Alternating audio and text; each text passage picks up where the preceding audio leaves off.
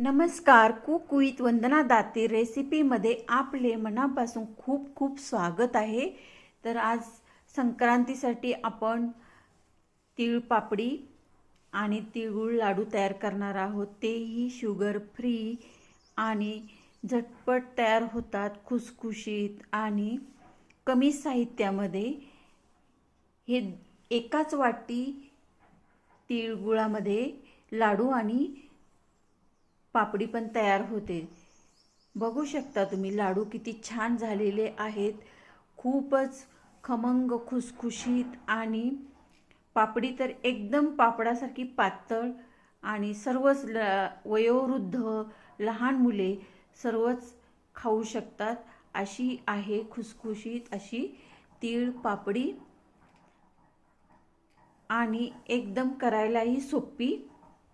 खूपच छान लागते. कुणीही खाऊ शकतो. अजिबात कडक नाही. चला तर मग रेसिपीला सुरुवात करूया. इथे आपण 1 वाटी पांढरे तीळ घेतलेले आहे आणि 1 चमचा तूप घालणार आहोत. साजूक तूप घेतलेलं आहे आणि 1 वाटी तीळ आणि 1 वाटी गूळ घेतलेला आहे. गूळ हा बारीक चिरून घेतलेला आहे. पिवळा गूळ आहे, बारीक चिरून घेतलेला आहे. तुम्ही चिक्कीचा गूळही वापरू शकता. हे असे पांढरे तीळ आहेत.